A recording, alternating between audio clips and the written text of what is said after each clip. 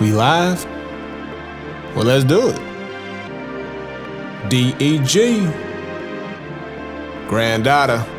4:30 in the building. Yeah. Big game, we talk that. Made a path, we walk that. Skills max, streets got a bag, that's a real win. Never lost that, this dead end gaming. You know how we do.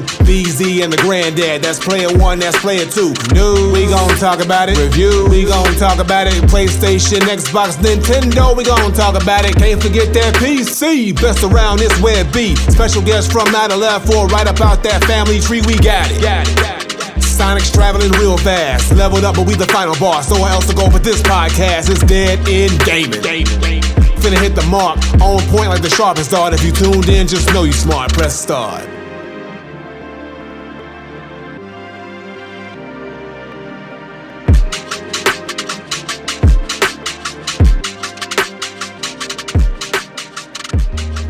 What up, though, y'all? This your boy BZ430 back again. You are listening to another episode of Dead End Gaming. Appreciate y'all for rocking with us. You know, these last couple of weeks was rough. Life was lifing for myself and my partner. And my partner, y'all hear him. Granddad Willie in the building. You know what I'm saying? Granddaughter, 1,000 hours. We back, y'all. You know you missed us, but we missed y'all. So now we ain't gonna miss no more because we here. I don't even know what's happening no more, y'all. Look, life is just straight. It's crazy right now. It's crazy. It's crazy, bro. I didn't get a chance to game with y'all last week because I had strep throat. My voice was gone. That's why y'all didn't see me on Dead End stuff last week as well, because the crew was like, man, stay the hell away from me. They're like, do not come near me because strep throat is contagious. So, like I said, my voice was gone, man. I was out here sounding like Doc Rivers and DLC at the same time. Like, my shit was done, bro. But I'm back. I feel so much better. I'm like 100%. I'm good.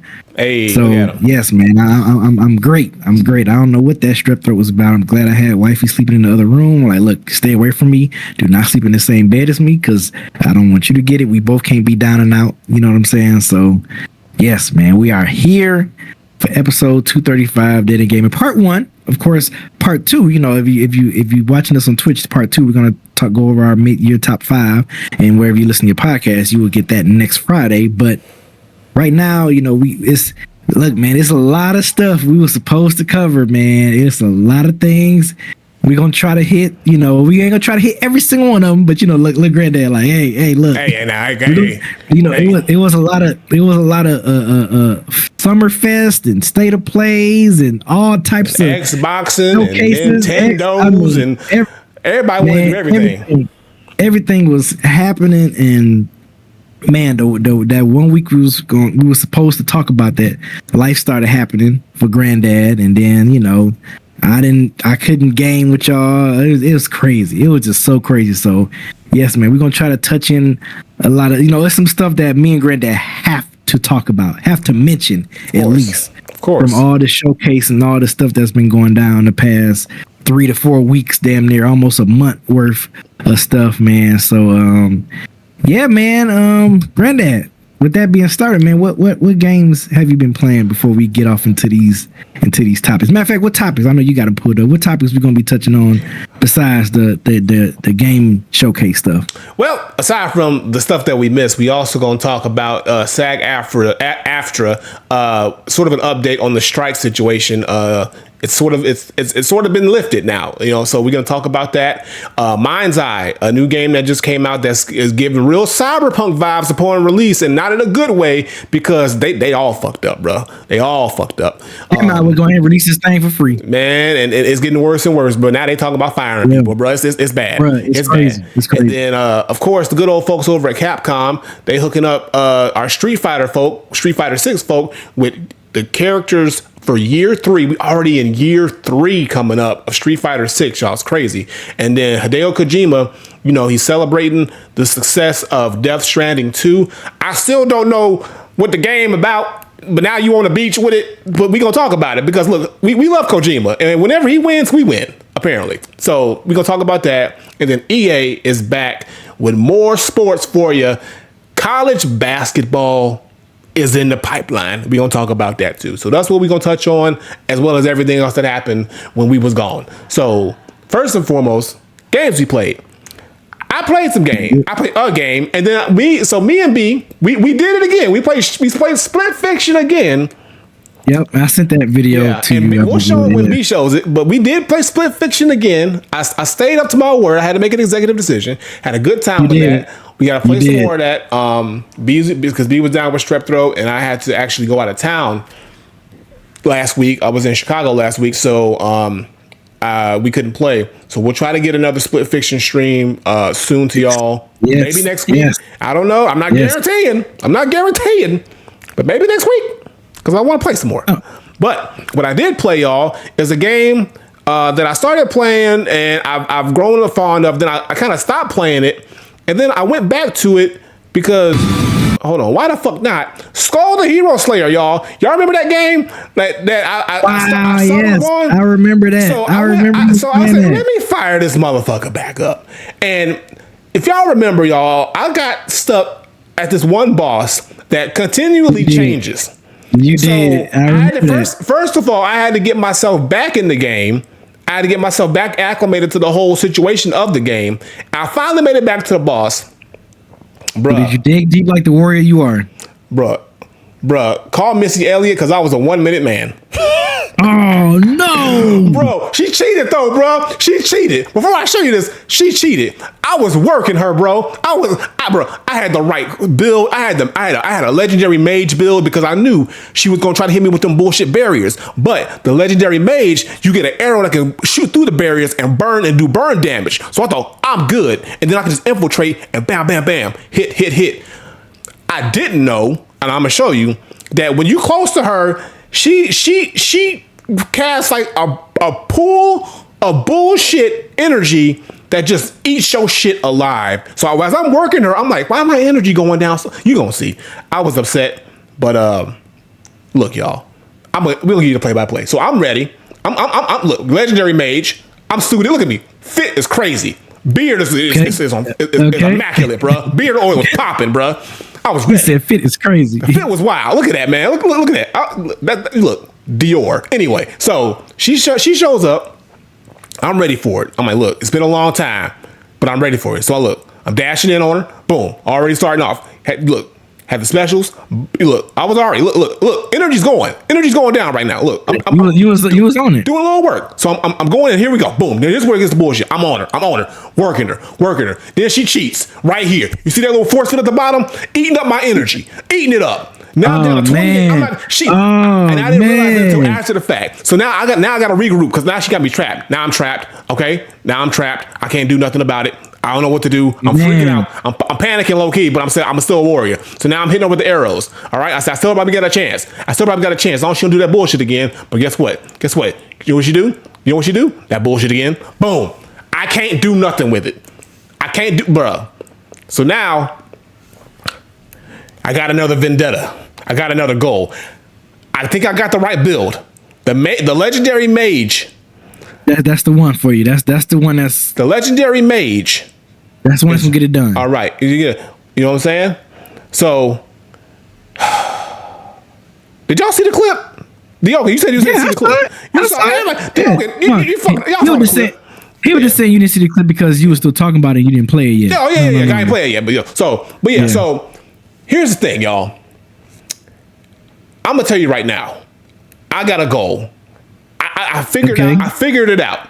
Okay, I understand it now. Now the problem is if I go back there, she probably ain't gonna be there. It'll probably be somebody else. But if she shows up again, I know what to do now. I know all her moves now. Okay, it's stick and move. Don't stand still. Keep moving. And I need to have a projectile that can go through her barriers and force fields. I got her. I know what to do. Okay, I just have to get it back to her. So that's my goal with Skull and Hero Slayer because that game was fun. I fuck with that game heavy, but I gotta beat it. I got to get to the end. Okay, it's a goal now. Like in life, if I don't do it, who am I? Not a real nigga. I tell you that. So this man said in life, bro. I was so upset because I thought I had her, bro. I was working her, bro. I had all the dot damage going, the fire, and then I just see my energy just evaporating. I'm like, what's happening? So let me ask you: is this one of the toughest bosses you fought in a minute?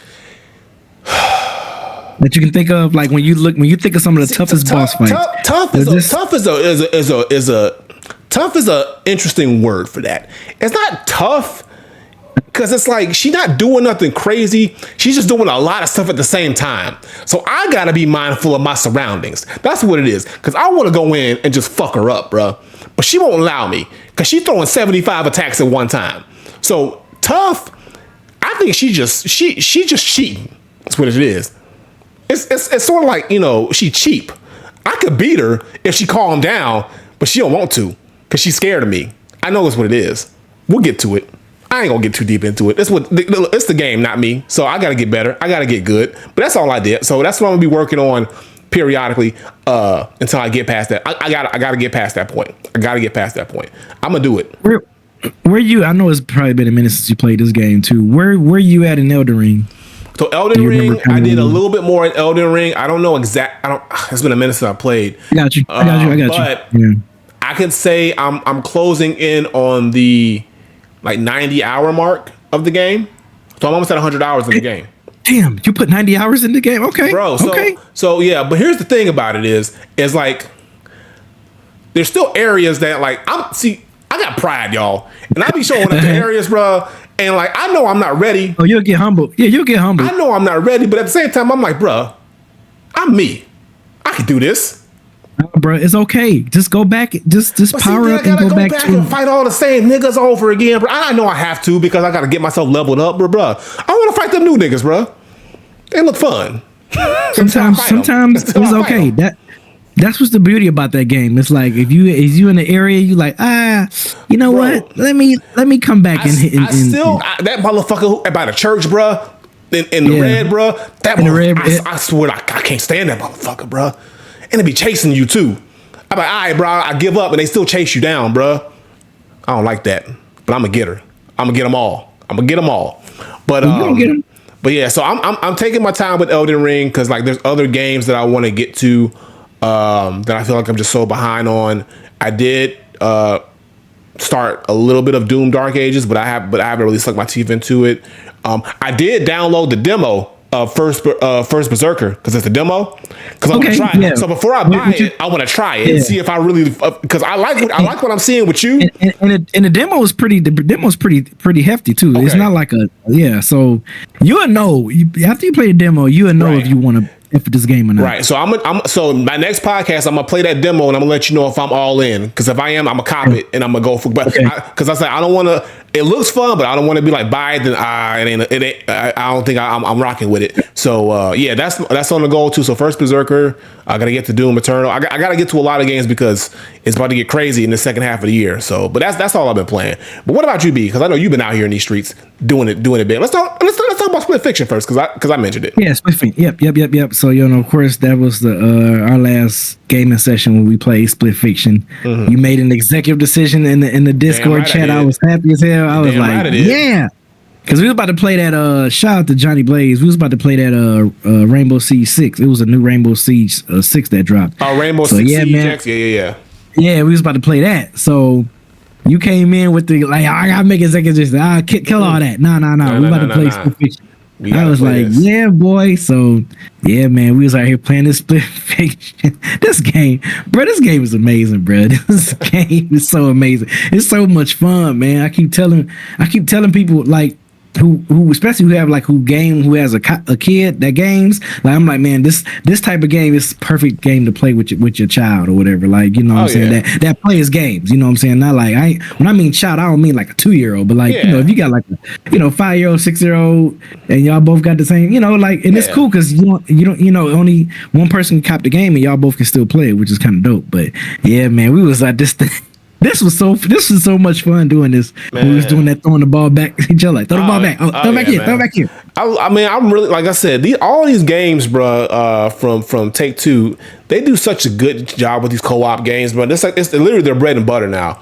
But man, this game right here, Split Fiction, bro, it's just crazy. There was so much other crazy stuff we was doing in that. Man, I'm telling you, bro, it's so much stuff. It's like, so go back and watch the. It should still be on the Twitch. We gotta start putting these gaming streams on the YouTube as well. So I think we're gonna start doing it. Maybe because we're already in the middle of this game. Maybe whatever our next game is, and we start doing it. And actually, scratch that. when I come back fully to be able to start doing this regularly, I think that's what you should start doing. That way people can watch it. We can come up with some playlists because we having a good time. The next game that I see you got here is Astrobot.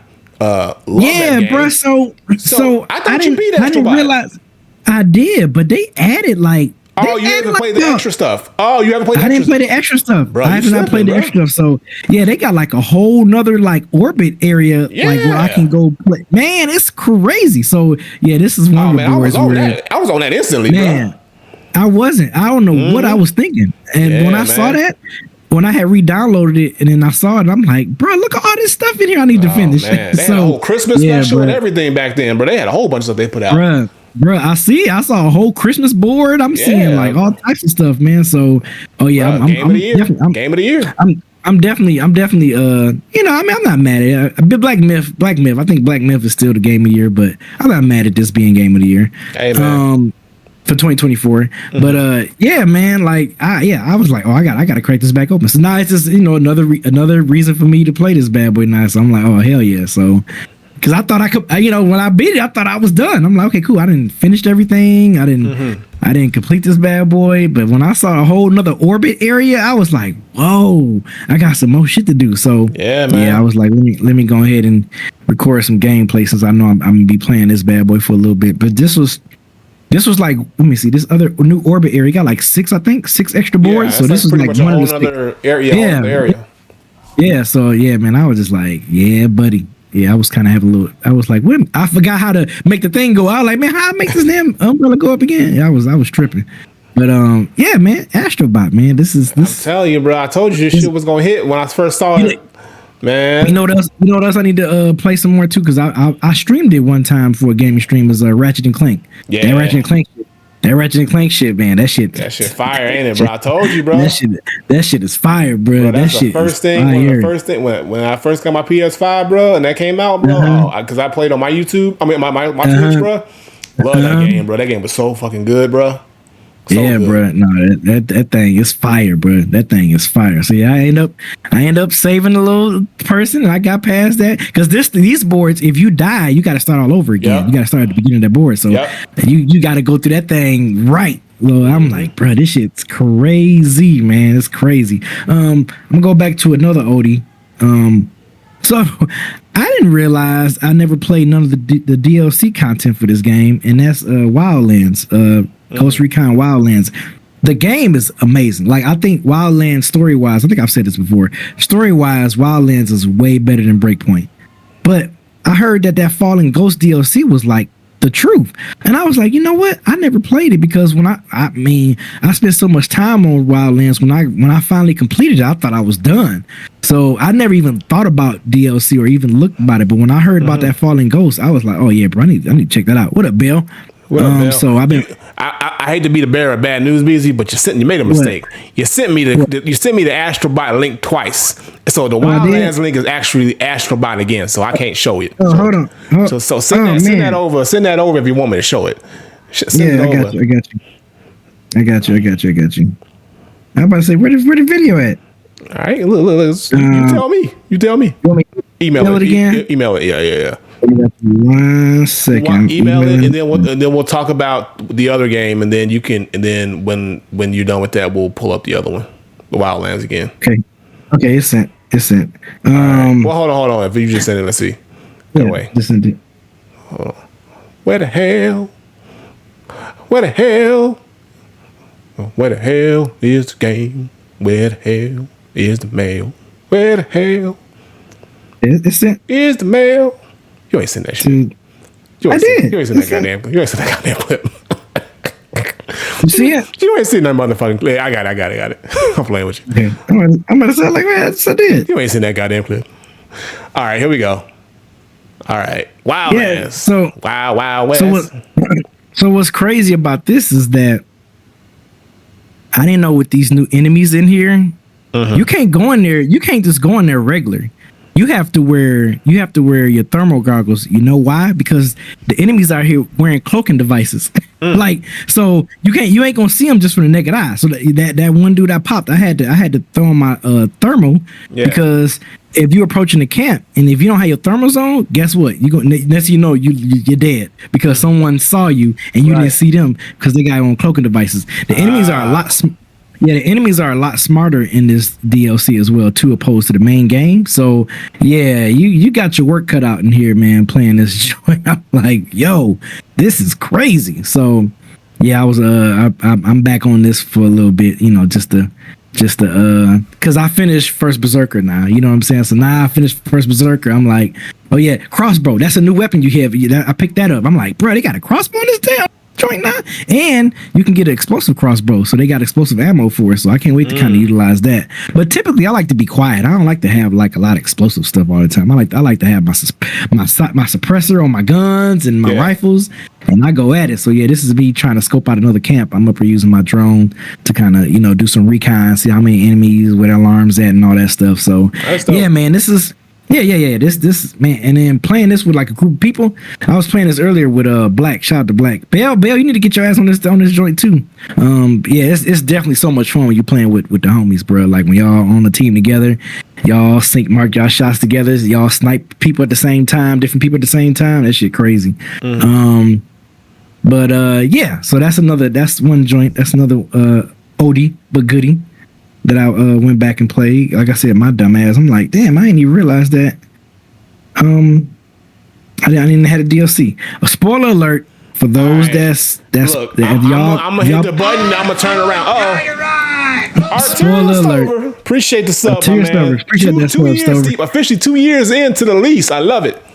Arterio. Bruh. So hey man. Spoiler alert! If you don't plan on playing Liza P, the DLC Overturn. Should I show the clip? Should I show the clip? You can play it. All right, yeah, play it. I'm closing my eyes because I don't want to see it. Play the clip. I ain't played it yet. Talk about it though. Yes. So this is the boss theme, boss fight, and. Like I almost died, bro. And this is the first phase. I'm sorry. This is the first phase. This boss has 2 phases. Word. The second phase is no joke, but you see he was giving me work at one point. I don't see nothing. My eyes are closed, B. I don't see shit. Oh, I'm sorry. I don't see shit. The people that's watching, man, this joint was crazy. Yeah, you see, I had to retreat a lot. Like I had to go back and retreat a lot. I'll take your word for that. Yeah. It filled my energy up, man. This joint was but this game, you finished Liza P, right? Yeah. So let me ask you this: is Overture? Because I know it's a prequel, right? It is. It's is the combat exactly the same? Is it a little bit more difficult? Is the bosses more? It's the same. It's the same. Okay. I mean, as far as the combat, I mean, the bosses is crazy. I will say though, this is just my opinion. I will say the last 2 bosses in the main game, I think were harder than this boss to me.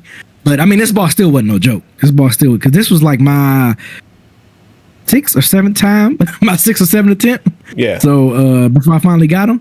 But yeah, bro, like no, but no, I feel like the other ones I was battling, but no, this, bro, you gonna love it. You're gonna love this, bro. You're gonna love it. Second question. What? Does your progress and your skills and stuff carry over into Overture, or do you start from scratch? Start from scratch. Damn. Yeah, start from scratch, bro. Start from scratch. Damn. Start from scratch. Nothing. Yeah, because it's like a whole new weapon systems. It's like a lot of new weapons. I was hoping. Bro. Because man, look, I put some work into that shit, bro. It's good. It's cool. Yeah, bro. Yeah, this. Yeah, I'm about to say, don't watch it. Don't look at it. I don't want to. You can cut the video off now. You can cut the video off. But yeah, this is. Yeah, you can cut it off. It just showing the second phase starting. That's all. You can cut it off. All right. But bro, this. Yeah, man. This DLC is fucking amazing, bro. Like, you know how like Elden Ring DLC was like getting a lot of praise and stuff. I feel like this DLC should get about the same amount of praise, bro. This DLC was amazing. It was amazing. It was worth every penny. It was worth $30. Easily worth $30. When I told you about this game in the first place, B, I wouldn't steer you wrong, bro. You know what? And I think yes, you did. You when kept I was telling playing me. it, because when I stumbled upon it, I was like, B gonna love this game. Like I could tell this is right up his alley. So I said, once I make sure this game is legit and I finish it, I gotta put them on for sure. So yeah, yes, bro. And I'm putting you on first Berserker. So hey, man, I can't like it was downloading. It's downloading right now, man. But I had to start the show. So like, if not tonight, tomorrow, I'm gonna start playing the demo and see what it's about. I'll let you know. Oh man, yeah, man. That yes. You know, it's enough of that demo where you're gonna be like, yep, I fuck with this. It's enough for it to where you know if you're gonna mess with the game or not. All right. So I can't wait for you to dive deep into that joint once you like the demo and play the game. For sure. But yeah, man, them all the joints I've been playing, man. Them the games I've been enjoying, man. We're supposed to get some dope releases coming out this month too, so I'm gonna try to it's gonna be heavy. It's gonna be heavy with the upcoming releases, and we'll talk more about those games that we're anticipating in part 2. But let's go ahead and get into some of these stories before we do these recap of the stuff that happened weeks ago. So speaking of, I say releases or upcoming releases, not upcoming, but in the pipeline. Let's start off with EA. We'll start with EA because now they're bringing it back to college. They're bringing it back to college. So we already know Madden 26, college football 26 is on the horizon.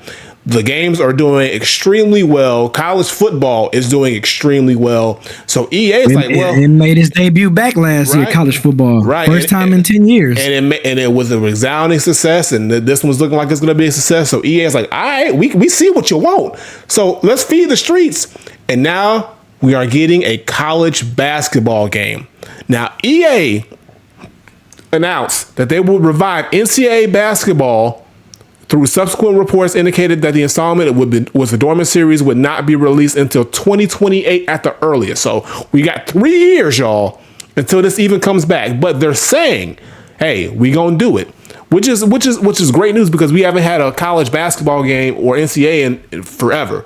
Now, here's what's interesting: live is not coming back. This is coming back. This is coming back. So how they have like Madden and college football kind of co-releasing at the same time, side by side. There's no mention of NBA Live coming back. So, which is interesting. Yeah, it's really interesting. You would think if they bring in a college basketball, why not? Or maybe maybe they're going to test this. Maybe they would test this first, and if maybe if they get if people saying, hey man, we like this college version of it. Maybe we should get a pro version of it, and maybe that could be a live, maybe upcoming. I mean, you never know. Possibly. I mean, I see your vision, B. Because honestly, if they just say we're gonna bring back NBA Live, 2K has such a strong foothold in the basketball market. They have the monopoly on it. They don't. You know? I mean, do they? I think they're the only basketball game, bro. So what I'm saying is, I feel you, but I mean, you said like a whole. I think people are kind of wanting. I think people are kind of tired of 2K. Kind of, if you get what I'm saying, like I think they're kind of tired of 2K because, like, by them not having no competition, they're not sharpening their swords. So I think people want EA and Live to kind of come back and kind of get into the fold because now it makes both of these games try to live up to their brand and be like, oh no, we got 2K or Live. Like I think it'll help them sharpen their steel. So. Yeah, I wouldn't really say choco because I mean, to be honest with you, I've heard a lot of bad things about 2K25. So like people who are diehard 2K fans, they are not liking. Hey, what's a couple of last couple of 2Ks people haven't really been liking. So I don't know. Copy and paste. That's what they've been doing. Yeah. Yep. Copy and paste. I think this is a good time for EA to kind of get their foothold back into the basketball. If this works, if this college game, if it does good and people enjoy it. I think we can have a setup for Live to come back. I think that which would be cool. I think it would be good for the basketball world. But here's the thing too. What if EA is looking at it from this perspective? What if they're like, hey, we probably, if we bring Live back, there's still going to be it's going to be hard to kind of compete with 2K because they've been the standard for so long, even if the games aren't bad or aren't good. But there's no space for college basketball games. So maybe EA is going to say, we're going to take up that space. So like, you want your college basketball game, you got to come to us. And maybe, like you said, down the line in 2030, if the first 2 iterations of this game does well, they'll bring back live. But I think it's smart for them to kind of say, well, let's do college basketball. It's got enough fan base. It got enough hype in it. They can recreate things like the college basketball playoff and the Final Four and all that other stuff. It's ripe for the picking.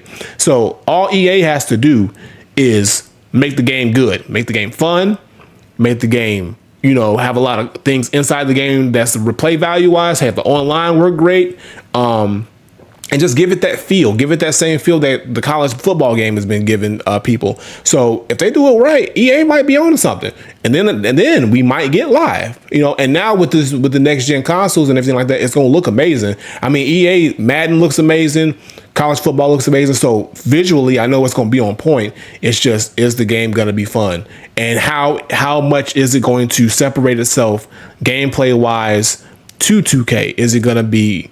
Hopefully, it has to be better gameplay wise, and how intuitive the controls are, and all things like that. It has to be a more enjoyable gameplay experience than what you get with 2K. That's the only way that this is going to be a success. So I hope they got 3 years. Hopefully, they work hard on it. They take their time. They do all the things right, like they did with college football, and we get a success and we get NCAA back, because I'm here for it. I'm here for it. I love it. 3 years, this might be on PlayStation 6. It most likely will.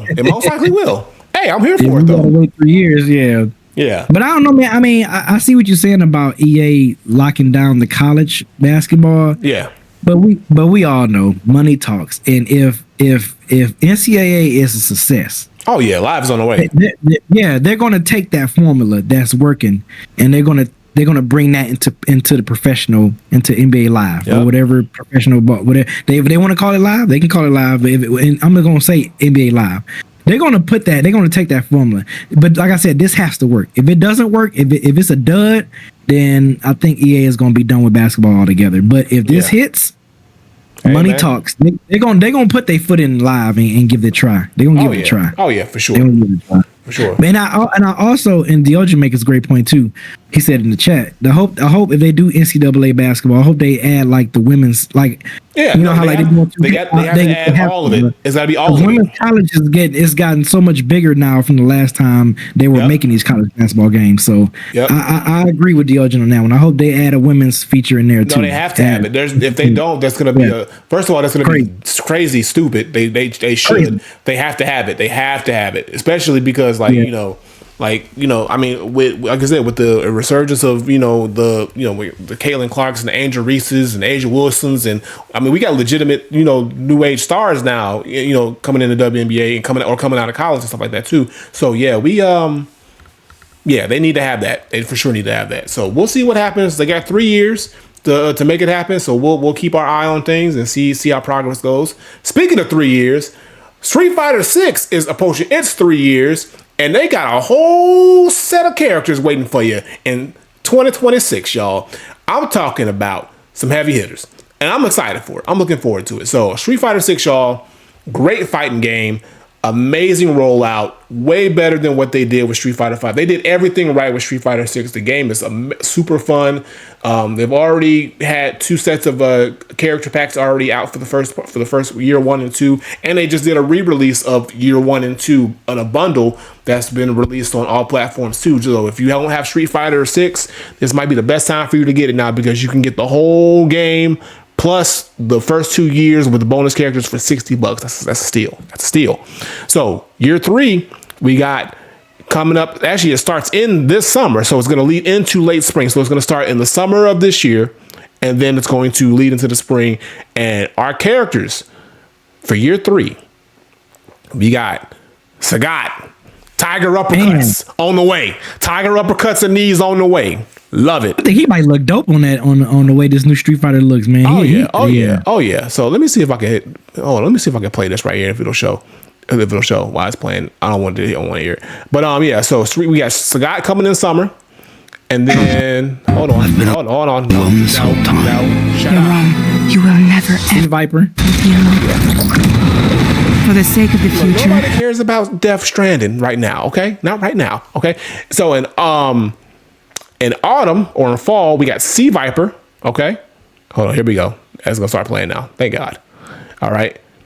And shout out to Kenny Omega in the trailer. You know, for my DW folk, you should know who that is. Kenny, the cleaner, Omega. So we got Sea Viper in autumn, Alex in early spring of 2026, and Ingrid in late spring 2026. But yeah, y'all. Street Fighter 6. I'm familiar with is Alex and Sagat. I don't remember Sea Viper and Ingrid. Yeah, so Sea Viper and Ingrid they were very popular, I think, in 4. Sea Viper, I think, was in 4. And 5, I think, but I know this is where she got really popular. But yeah, they got Kenny Omega in here, showcasing all the different characters and stuff like that. And I think he's gonna have his own skins as well. Kenny Omega skins for all these different characters too, which is crazy. But year 3, Street Fighter 6 on the way, starting this summer. Sagat's gonna be crazy. I already know. Like, Sagat was like one of my mains outside of because like when I had Ken as my main, it was Ken and then it was Sagat. But yeah, they're on the way. So that's year 3. Look at it. Tiger uppercuts. Look at tiger knees. I want it. Look at that. Sagat looking crazy. All right. So for my Street Fighter folk, look out for that. That's gonna be a good time. And I'm waiting for it. So next up, let's talk about one of the forefathers of gaming. A man who's given us classics upon classics. Hideo Kojima, y'all. Kojima has just released the second iteration of his game Death Stranding, which is called Death Stranding 2 on the Beach. Now, neither me or B, I don't think have played the first Death Stranding. Have you? Oh, no, I haven't. I could not understand what was happening in this game to want to even try to play it. I think they saying 2 is the real deal. They saying part 2 gonna be the real deal. No, look. So let's. So now Death Stranding 2 just released. This game has a 9.2 out of 10 rating already. This game has an open critic rating of 90 and a 96 recommendation rating for Death Stranding 2 on the Beach. All right. Again, how do you feel about that? I mean, I still don't know what's happening, but apparently enough is happening for this game. Again, I'd have to, and at this point I have to go back and play the first one. And then for me to really appreciate and understand what's happening in the second one. But regardless if I understand what's happening with this game, it's clear to say that Kojima is a genius and we should have never doubted him. Because maybe we don't get it, but he gets it. And now the world's starting to get it because this game is selling like crazy. And it's got crazy reviews out the gate. This game just came out like a week ago. And it's got 90% approval rating. That's wild. Yeah, no, that is wild, bro. Right? So, and again, the people who played Death Stranding 1, they said they loved it, and I have not played it. From what I was seeing, all you doing is delivering packages across the open world, like a glorified UPS delivery man with a whole bunch of weird stuff and a baby on your belly or on your back. But apparently, there's more to it. I'm pretty sure there is, but it couldn't grab me.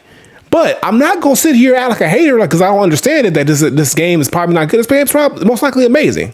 So, congrats to Kojima. Because this was his vision. This is his first game from his studio that he fully runs. I think this is his first like major game, and now this is the second iteration of it. But I mean, man, I did not expect this game. I mean, I knew the game was going to do well, but I didn't expect it to be this well received so early.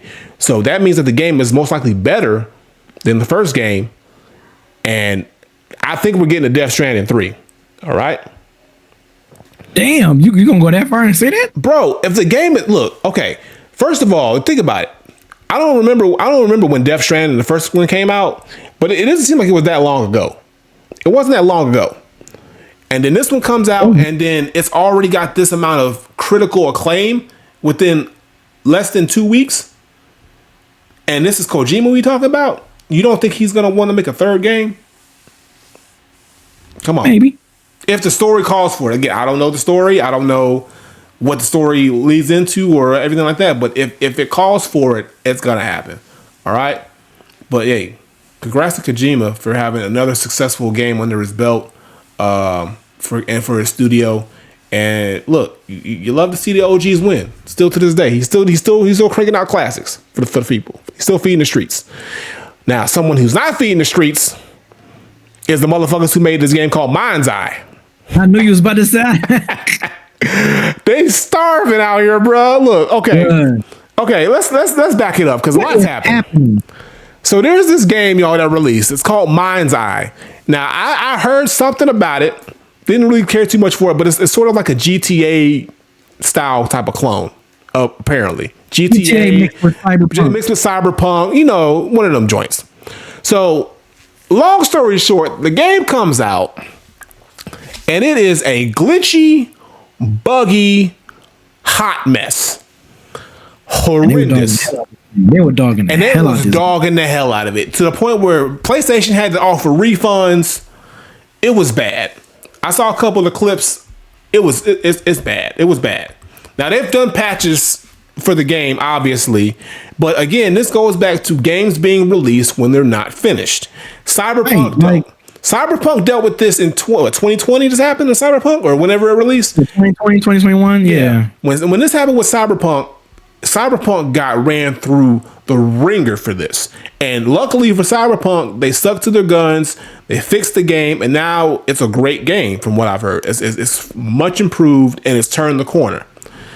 Mind's Eye is looking like that, but also it's not looking good for Mind's Eye because at this point now, not only has the game been reviewed poorly, horrible reviews, not selling too well, refunds left and right.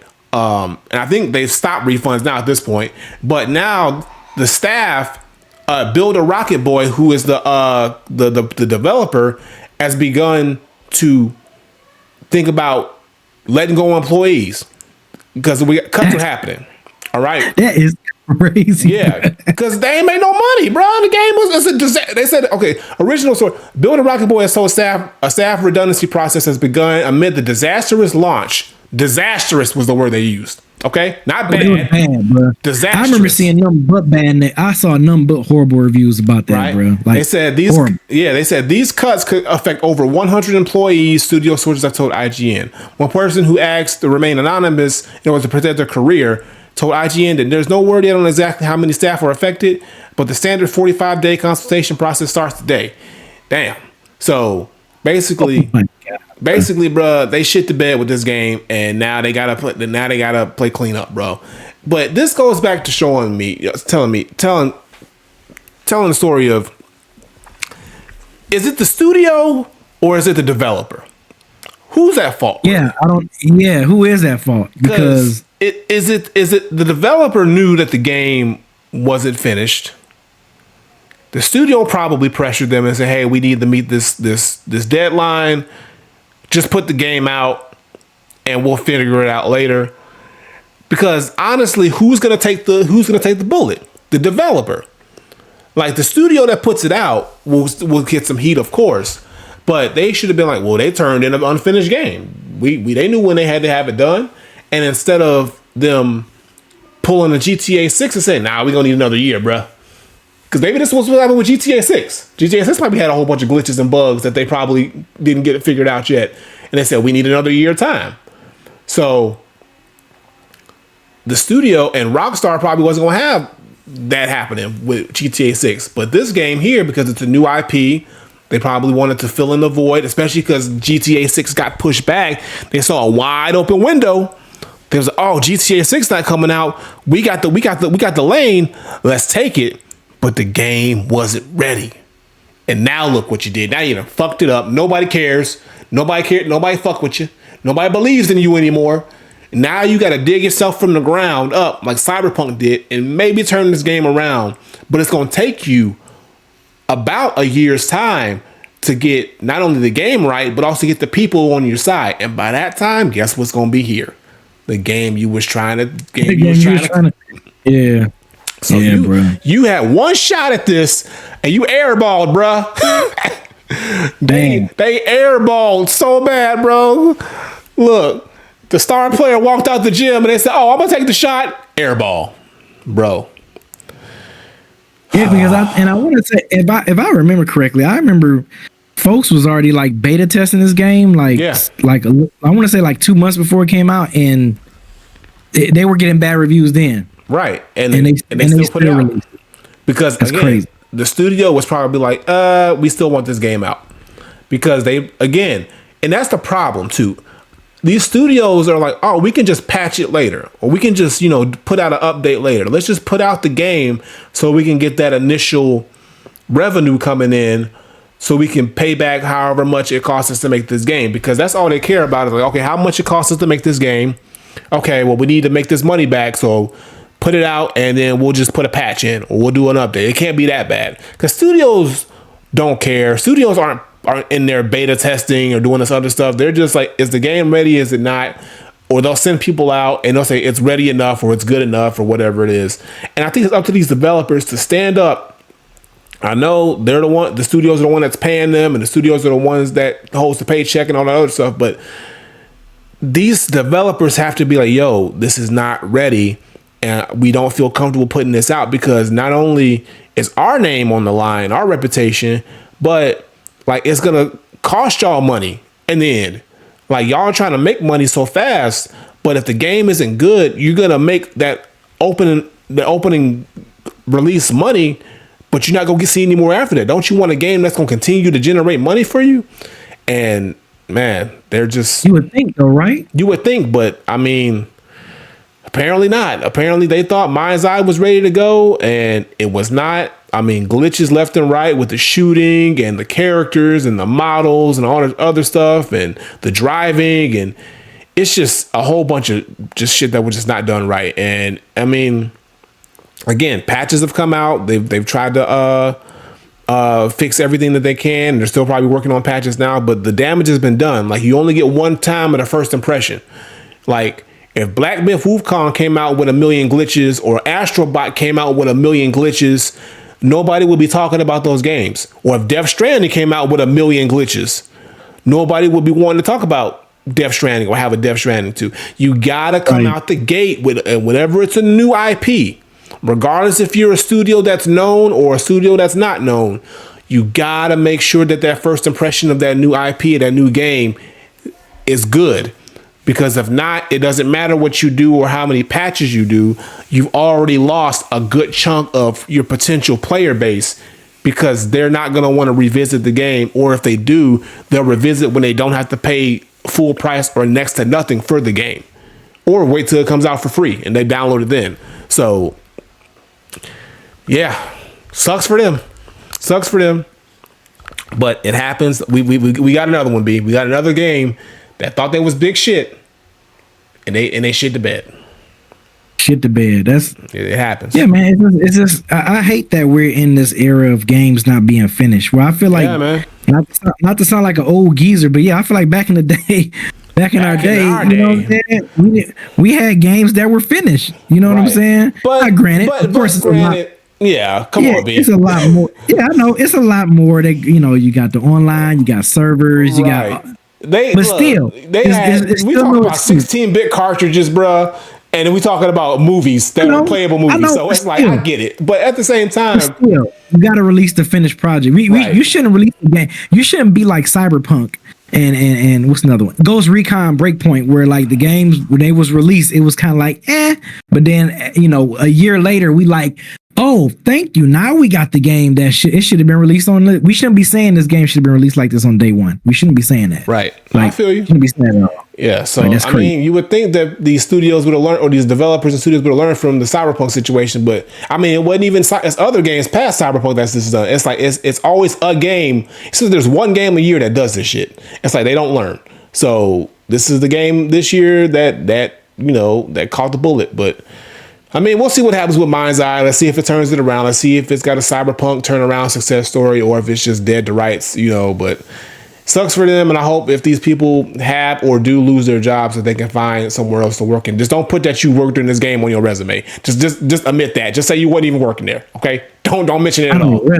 Don't mention it. Don't mention. Don't even say nothing. Just say he was working at McDonald's. Damn.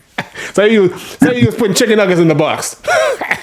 Not Mickey D's, bro. That's crazy. Bro, that's better than this, bro. Mickey D's never did this. Mickey D's never released a burger and then had a patty. Damn, man. This man went full-fledged Mickey D's on. I'm just saying. All right. So speaking of, and the last story we're going to talk about, y'all, is the story that we touched on this before, and a bit of an update. SAG-AFTRA, they have suspended the game, voice actor, and performer strike that we talked about a few episodes ago. So if you didn't know, SAG-AFTRA, which is a Screen Actors Guild for voice acting and game actors and performers, pretty much people who do the voices for video games and things like that. They went on strike for not being fairly compensated, for people using other means to do voice acting and not hiring them, a whole bunch of things, So they went on strike, and now in a union meeting and in a new agreement, they have now lifted the ban or their strike. And it's been a year since this has been going on, and they've lifted it in detail. We'll say the Screen Actors Guild, American Federation of Television Radio Arts confirmed that it had reached a tentative agreement. So it's not signed, sealed, and delivered, but it's tentative on the interactive media contract earlier this week, potentially bringing an end to almost a year industrial action across the video game industry. Now SAG-AFTRA has formally suspended the strike action as of noon yesterday, and at the time of this article, which was June 11th. So it's been some weeks now. The SAG-AFTRA video game strike was instigated back in July. So it's been a full year, like they said, after the union, the major game companies, Activision, Birdlight, Disney, EA, Epic Games, Formosa, Insomniac, etc., a lot of other studios failed to agree to AI provisions. Again, using AI instead of real people to voice act these characters. Again, they're Timbaland stuff. They're trying to be Timbaland out here, y'all. It's crazy. This AI is crazy. So over 98% of the members subsequently voted to strike. While the union hasn't quite signed everything off, there's a special meeting later today, which was on the 12th, to consider the agreement. If all goes well, the paperwork will then be sent out and the union's membership will be ratified. So some weeks ago, and I'm pretty sure that they did come to an agreement. But this just goes to show that the industry is changing. Everything is changing with technology, y'all. AI is here, whether we like it or not. I mean, you just look at artificial intelligence and just what it's able to create and do and how advanced it's getting so quickly.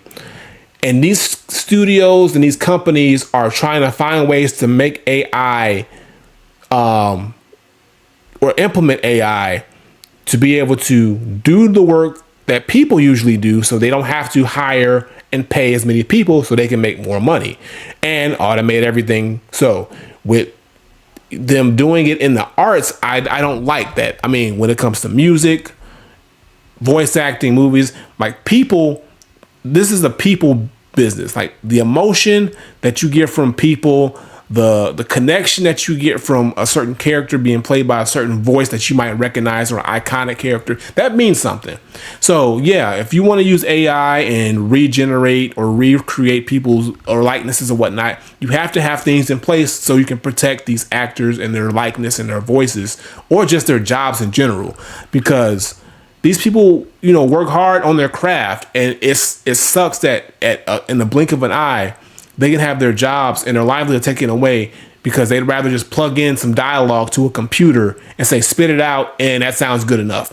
Because as advanced AI is getting, it still doesn't sound, or it still can't recreate everything that the human experience can do. Now, at some point, they might be able to get it, but it's not cool. It's not cool. And it's not just for this, it's for every creative, like again, like the music thing, like the thing that's happening with Timbaland, where he's kind of taking people's work and putting it into an AI system. And now this is trying to happen. And it's like, when are we going to, like, artists have always been underappreciated for their creativity and their work for many years. And now this is like the next form of it, where people are just like, nah, we'd rather just have you probably write or create something, and then we'll just use your voice or your likeness instead of actually using you and save some money, and then not even try to pay you or give you any credit for it, which is crazy to me.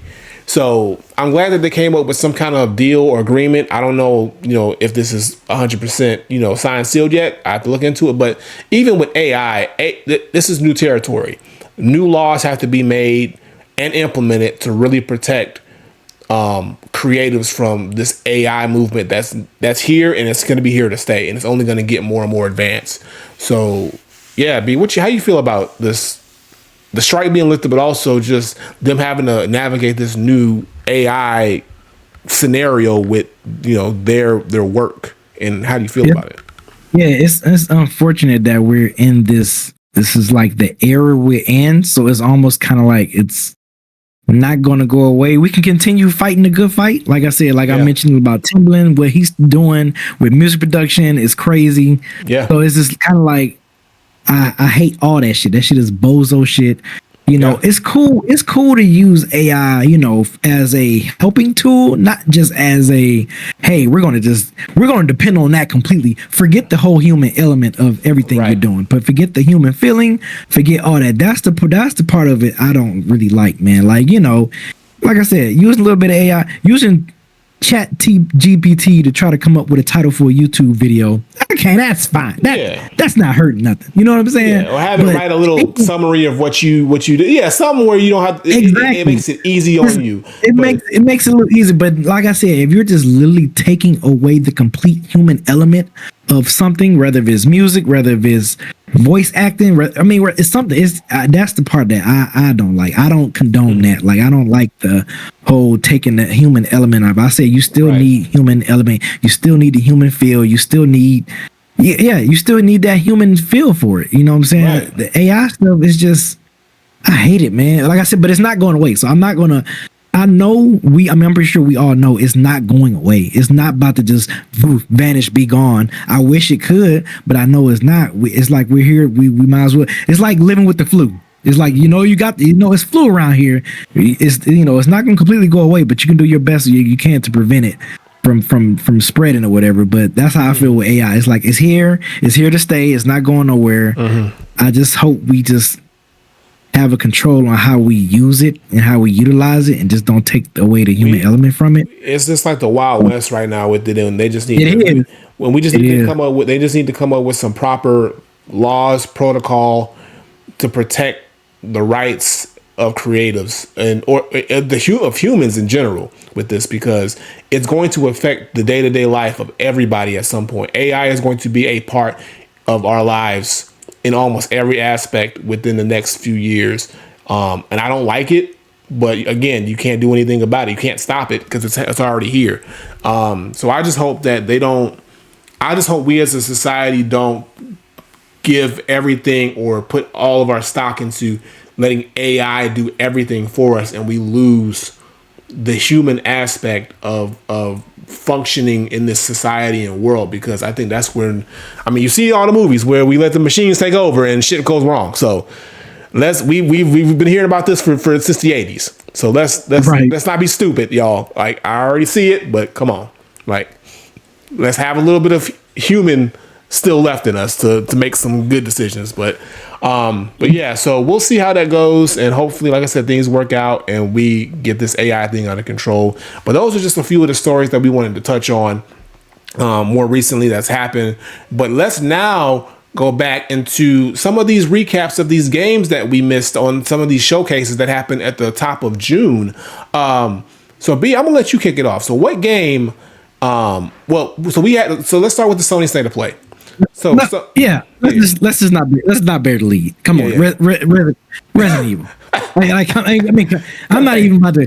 We're not even about to do this. Okay. We're not even. That wasn't even on the State of Play, bro. That was on the Summer Games Fest, bro. Come on now. You just don't matter. You just jumping all around. All right, that's how you feel. That's how you feel. Yeah. All right, so go to it, bro. It don't even matter. Let me pull it up. Hold on. So because me and you are huge Resident Evil fans, so come on. Let's just the elephant in the room, bro. All right, we'll get it out the way. All right, so Summer Games Fest happened, y'all, and a lot of games were announced, and one in particular was announced that Me and B is a franchise that we are absolutely in love with, and we talked about it on the episode before of this franchise bringing another game and also bringing back some old classics of it. But Resident Evil has officially announced its 9th installment, which would be called Resident Evil Requiem, I believe is what it's called. It's the return to Raccoon City, bro. Return to Raccoon City. After 30 years, bro. After all the shit went down, y'all. So I'm gonna pull it up here. So we going back to Raccoon City. Now, for those who don't know, Raccoon City, you should know what happened, but spoiler alert. During the events of during the events of Resident Evil 2 and 3, mostly, Raccoon City was bombed. Outbreak because the main character is the daughter of one of the main characters from Resident Evil. Outbreak. Yes. So, but it was bombed. It was bombed in order to contain the outbreak and keep it in there. And then nobody has been to Raccoon City ever since. So Requiem is now them going back to Raccoon City after all this time. So now the thing about it is, we were supposed to, initially the story was Leon was going to be the main protagonist. He is not. We have a different protagonist now. I'm not sure of her name. B, you got the name, or is it a new character? I think it's a new character. It's a new character. I can't remember her name, but I know she's the daughter of one of the main characters in Resident Evil Outbreak. So right. I can't think of her name right now, but I'm drawing a blank. I'm gonna sound like FIFO. I should know that name. But yeah, she's we'll our protagonist. Yeah, she's our main protagonist. But that doesn't mean that Leon won't make an appearance, because if you watch, they didn't show too much. They didn't show too much. But they're saying Leon might make an appearance, and the reason why I looked into it, the creator of Resident Evil was like, Leon too battle tested in this world for him to really be like in the survival horror aspect, because they're going back to pure survival horror with this. 1 second. Okay. Oh yeah. Why he's on mute. And also, I think a cool thing about this is that the fact that you have two options. You can either play this in first person view, or you can play this in third person over your shoulder, which I think that's amazing. I think that's so dope.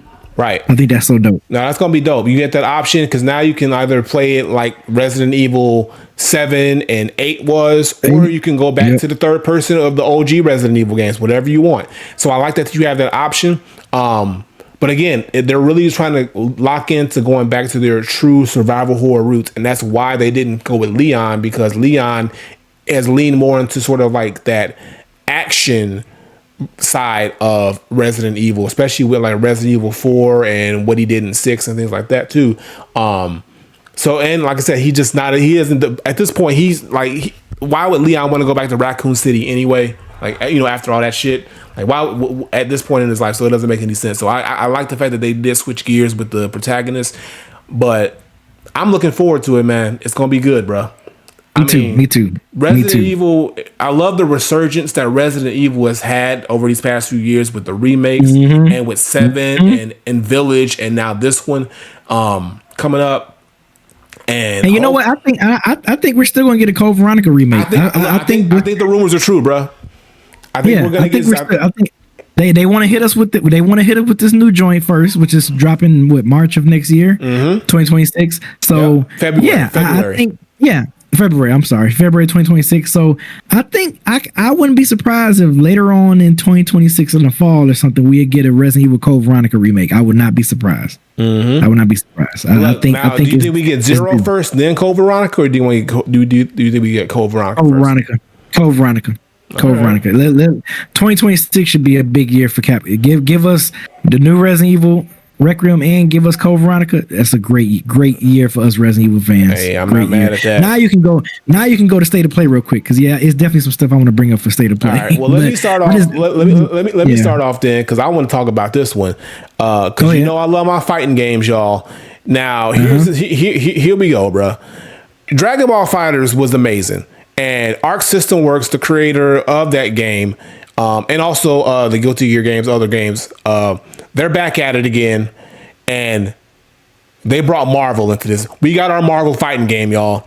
Marvel is back with a new versus, or I think it's a 3v3 or 4v4 fighter. It's a lot of fighters, but Marvel Token Fighting Souls is what it's called. I'm gonna pull this up, bro. This game, bro. Yeah, I wanted your opinion on. I wanted your opinion on this because people were really hyped on this. So I want to know what you thought of this, bro. Take my money. Look at this. First of all, look. This is giving me, bro. Look. This is giving me fighters. This is like I thought I wanted Dragon Ball Fighters 2.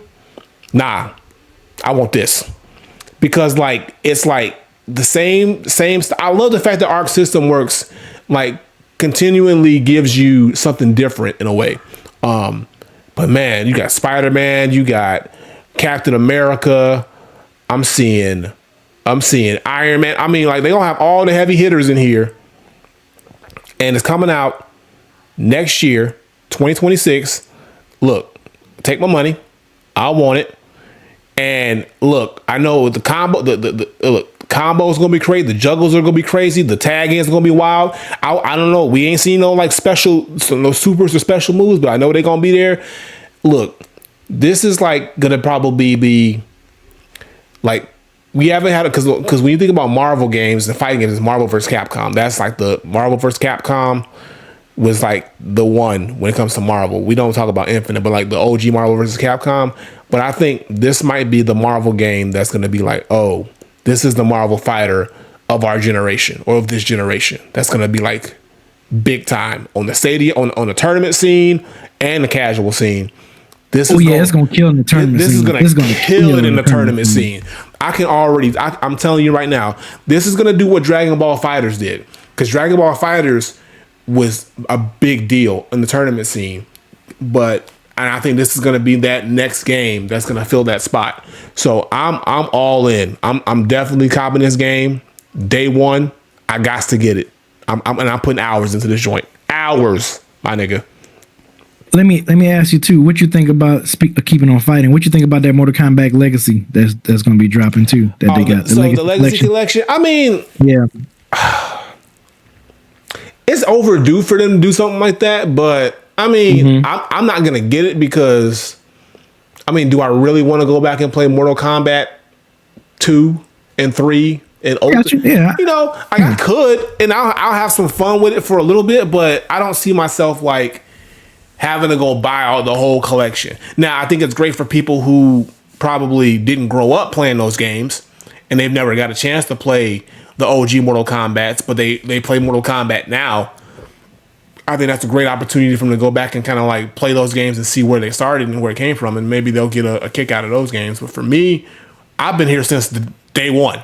Mortal Kombat 1 back, when it first dropped on the Genesis. So I don't need it, but I see it. I mean, and Mortal Kombat's been around goddamn 30 years now. So why not have a legacy collection with all your games? So yeah, so I'd say if you never played those, I'm surprised they didn't have more. I'm surprised they didn't have more actually. Like I'm surprised they didn't go like to Deadly Alliance and Deception. I'm surprised they didn't go up to there. I think so. See, when you go to those games, I think when you get to I think they could have added in like Deadly Alliance and Deception and all those other games too. But that's where it gets tricky. Like those games are, I would say those the 3D era games are the most forgettable of the Mortal Kombat games. All the 3D era games, four I can tolerate, but Deception and Deadly Alliance, they're okay, but I would never pick those as, if I'm gonna pick an older Mortal Kombat game, I'm not gonna pick those to play. I'd probably just go straight to probably like 2, 3, Ultimate, and then maybe 4. Real quick, did you watch the entire State of Play? Do you remember? I didn't watch it. You just caught like recap. I just watched the recap because I didn't catch everything. Yeah. Yeah, I a little disappointed only because I was hoping we was gonna get some gameplay of Ghost of Yotei. I was hoping we was gonna get that, and we kind of didn't. I mean, they topped it off. They finished it off good with the Marvel because everyone was excited about that. I mean, you know, I'm not like super duper excited over it. It looked dope though. I mean, but you know, I wasn't super duper excited with a fighting game. But yeah, I was hoping we would have got some gameplay. It was dope to see some more Metal Gear Snake Eater. But you know, I mean, I know Snake Eater is just pretty much just the remakes, updated graphics, everything else. So I'm still gonna play that game regardless. But yeah, I was a little let down. I mean, a lot of other stuff they showed, like I said, you know, the Ninja Gaiden and Ragebound looked like that would be something I want to try out. Nice little Metrovania type of vibe. But other than that, and then the Silent Hill F. But I think after that, nothing else really. You know, like I said, they showed the Ghost. I was hoping we was gonna get some gameplay of that. Yeah. But yeah, I was a little let down with the because I watched it live. I watched it live, so I was a little let down of the state of play. Me personally. I mean, the state of plays usually are let downs. Usually they only have like a handful of games or a couple games that are really worth talking about. And I felt the same way going over the recap. I'm like, yeah, there's really nothing here that I really, aside from the Marvel game and Ghost of Yotei. And I think the reason why we're not seeing much Ghost of Yotei gameplay stuff is because honestly, we already know what to expect. B, like, think about it. They're not gonna drift. They're not gonna move too far away from what I need to see it. I get it, but they're not. I already know they're not going to move too far away from what the first Ghost was because they know that that's the form. They shouldn't. They're probably going to add some a little different mechanics here and there, but I think we know what to expect from Ghost of Yotei gameplay wise. They just need to recreate what they did with the first one and just add a little bit more, not too much more, but add a little bit more to it to make it feel like it is a proper standalone second game. And we gonna get it regardless. You know we gonna cop that. So like they know they got us. But yeah, we'll probably see. I mean, we're almost there with the release, so I'm pretty sure we'll see another like gameplay release or maybe on the launch trailer. Like because they usually do launch trailers, they'll show us some gameplay there too. So I'm not too worried about that. But going back to Southern Fried Gaming, which had a lot of games. Like there was pretty much everything. Like these are just more games that, for the most part, like we've already kind of touched on or talked about. So there really wasn't anything brand new. I do want to talk about the 007 game though.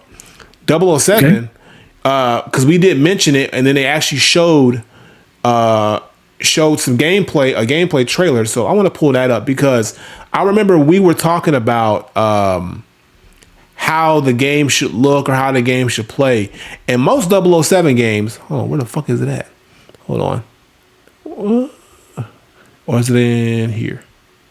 Was it on this showcase?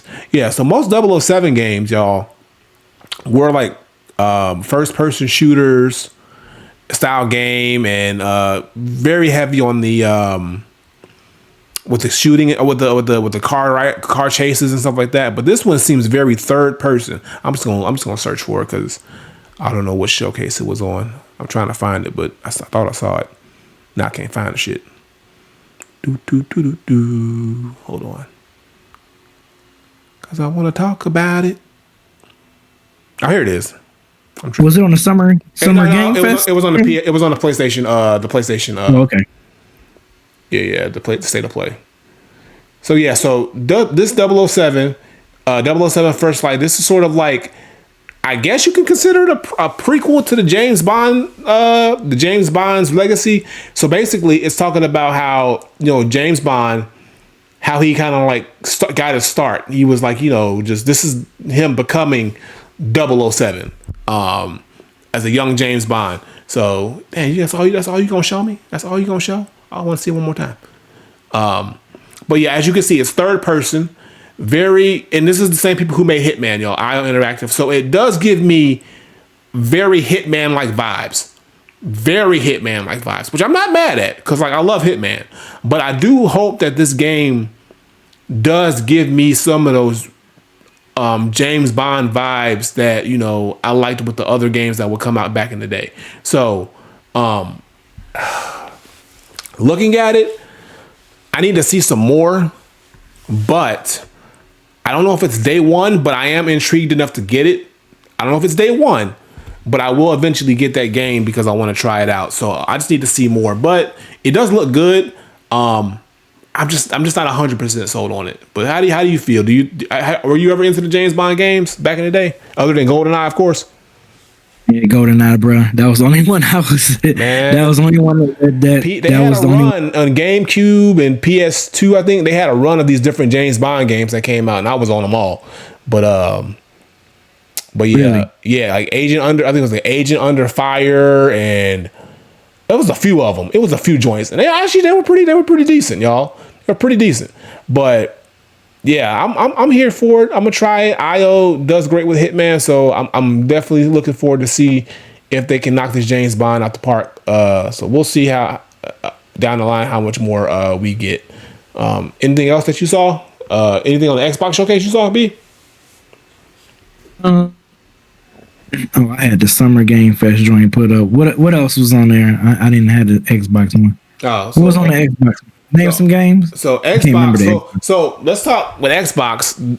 Let's talk hardware first of all. So Xbox announced that they got a partnership with AMD, and AMD is going to be pretty much the partner with them for their next slew of hardware for consoles and handheld. So they've already said that they are doing the Xbox handheld, and they also announced that ROG, the ROG Xbox Ally, and the ROG Xbox Ally X, which are two handhelds from ROG, Xbox collaboration. And so they've already announced those, but I'm pretty sure we're also going to have a dedicated, in the next generation, a dedicated Xbox handheld, as well as a dedicated Xbox, console. So they're probably going to go hand in hand. But in the meantime, you can get this ROG Ally, which is Xbox partnership as of now. And it looks good, It looks good. They're getting in there. So like I said, you're seeing Game Pass. So, go ahead. I'm about to say, so is Xbox dying? Is this no more console? Is this going to be the thing going forward? You pretty much got to have a Game Pass. So it looks like you probably got to have a Game Pass account. I don't honestly, because like these handhelds, I don't think they take cartridge or anything. It's pretty much a PC handheld. So yeah, you would log into Steam and most likely Steam and Game Pass, and then from there you'll be able to play your libraries on this console, on this handheld console. It looks good, it looks cool, and I've heard a lot of good things about the ROGs. So yeah, it's looking good, and they got them in black and white. They got the X and the regular. So, as you can see, if you have Steam, what's the point of you having a Steam Deck? What's the point of you getting this? Just options. So if you have a Steam, and also with Steam Deck, you can't have Game Pass. I don't think you can. So maybe that's the selling point for this, is that you can have Game Pass, as well as your Steam library. I'm assuming. Okay. All right. They say you can play because they're saying you can play over 1,000 Xbox game titles on this console. So I'm seeing that's there's no real point unless you want a Game Pass on your handheld. Exactly, Diogo. So yeah, this is pretty much a way for you to get Game Pass handheld. So instead of us saying like what we thought they would do was make Game Pass an app that you can download, they just said we're just gonna put Game Pass on this dedicated system for now. They'll probably do that down the line. And then again, like I said, they also announced more hardware down the line. But as far as like anything from Xbox that I would say is like a big announcement, the only thing I say that I'm looking forward to is the Invincible Versus game. You heard about that? I knew you was gonna say, that was another big fighting game that people was excited for. Look, fighting games about to eat, bruh. First of all, I love Invincible. I love that. I love it. And me too. We got a versus game. We got a fighting game with Invincible, bruh. And it's looking clean. It's looking clean, bruh. So it's a 3v3 tag fighter. We love our tag fighters. All right. And as you can see, they got a lot of the different characters from the Invincible series or comic. And you can see there's blood, there's a little gore, It's not like super realistic. It's still got that very comic book style look to it. So I kind of like the look of it. It's not like super realistic, but it still looks, it still looks good. So how do you feel? You think you'd willing to give this a shot, B? I mean, I probably wouldn't. I mean, I'd play it, but I don't know if I'll spend money like cop it. Yeah, but I mean, I try it out. Yeah, you try it out. And here's the thing. So it's gonna be on Xbox Series X, and then it's gonna also be on PS5 as well. So it's gonna be cross-platform now. Again, I thought it would have been nice. It's gonna be on everything. I don't know why they don't have it on the Switch 2 either. Because Switch 2, I think, can handle it. The way this game looks, I was like, it would be nice to have it on Switch 2 as well. But I guess maybe down the line, well, also probably because of the content of it. But I don't see, they got Mortal Kombat, so I don't see why they wouldn't want to have this on there. So I think that would have been a missed opportunity to have it on the Switch 2 as well. But maybe down the line. But yeah, it's that's probably the only thing that I saw aside from the hardware announcement. That's probably the only thing that I saw from the Xbox showcase. Everything else is pretty much just games that we know about, like, Code Vein 2 and, more Fortnite stuff. Atomic Heart 2, which we talked about a little bit back in the day. Onimusha, the new Onimusha game, and Lies of P Overture, which we've talked about. And that's pretty much, and then Mind Eye, which was also trash. And that's pretty much it, and then of course the Gears of War, not the Gears of War that we want to hear. We're hearing about this Reloaded because they keep coming out with this which also is on PlayStation as well. The Gears of War, I guess Reloaded, but I want to hear some stuff about this new Gears of War. When we gonna hear more stuff about the new joint? I'm saying, right. Yeah, like they hitting us that with that Reloaded joint. That's the first. Man, you played that. We played that joint already. You know what I'm saying? See, look, B, this is what they're doing. This their third time remastering this game. Like, bro, where's E-Day, bro? Yeah, bro. Y'all playing. See, they Xbox playing with this, PlayStation playing with Wolverine. They playing with us, bro. They playing with us with Grand Theft Auto. They playing with our emotions, bro. These game companies don't care, bro. They just like to play with us, bro. They don't. They announce shit and then ghost us, bro. It's like a toxic relationship. It's like a what? A toxic relationship. They announce this shit that they know we want. They get us all happy and hype, and then they ghost us, bro, for years. Years, bro. Not for years, dude. We waiting, bro. We outside waiting for a crumb of information, and they ain't saying nothing, bro. I don't like it, bro. But if you want to go back, patient, man, I've been patient, bro. It's been years, bro. They can't say nothing. They can't talk to us. They can't call, text, nothing. Email. He said they couldn't talk. They couldn't call, text, nothing. Bro, they ain't saying nothing, bro. I ain't heard nothing from Gears E-Day. I ain't heard nothing from Wolverine. All right, we barely got something from Grand Theft Auto 6, and they said, "Oh, we gonna see you in a year. I holler at you in a year." And we was like, "Oh, all right. I thought you were showing up. Next month, but all right, that's cool. We'll wait." Come on, bro. That ain't toxic. Toxic, bro. All these companies is toxic, bro. I hate them all. But we gonna wait for them. What I'm say you doing all that, but you gonna wait. Hey, man, you gonna cry in the car. I'm gonna cry in the car, but bro, I'm not gonna drive off. Yes, you will. You gonna drive off, bro? I ain't gonna drive off, bro. Nah, bro. Cause like if I drive off, I'm gonna miss it when they show up, bro. You gonna drive off? I'm telling you. Anyway, so that's pretty much just a couple of the games here that we wanted to talk about. But if I mean, it's been a month, y'all, so y'all probably have all seen these showcases, State of Play, Summer Games Fest, the Xbox Showcase. But if you haven't, they're all on YouTube. Check out some of the games that you might be interested in. But it's shaping up to be a great second half of 2025.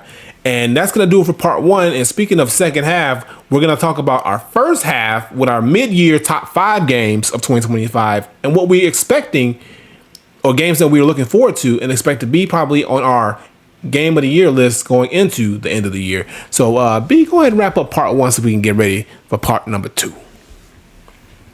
Hey, so yes, like Granddad said, that'll wrap up for our first part of episode 235. So wherever you listen to your podcast, you will get next week's episode next Friday. But if you're live with us right now, you getting ready to get part 2 momentarily. So with that being said, we will see y'all next week wherever you leave your podcast. And then other than that, peace out. Peace, y'all.